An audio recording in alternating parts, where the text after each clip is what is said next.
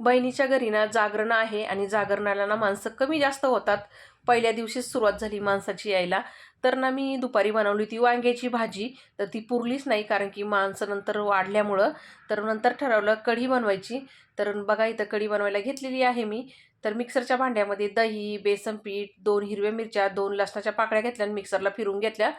टोपमध्ये काढून घेतलं. कढईमध्ये तेल गरम करून ना त्याच्यामध्ये मी मोहरी, जिरं आणि कढीपत्ता, हिंग, हळद टाकली आणि चांगले तडतडून दिलं. हिरवी मिरची पण टाकलेली आहे. मिक्स करून घेतलं आणि जे मिश्रण आपण मिक्सरला फिरवलं होतं, दही, बेसन पीठ सर्व ते याच्यामध्ये टाकलं आणि पाणी टाकून कढी ॲडजस्ट केली.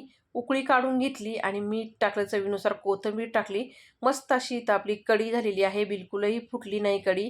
गरमागरम कढी तयार झाल्याच्या नंतर माणसांनी बाजरीच्या भाकरी चुरून आणलेली आहे.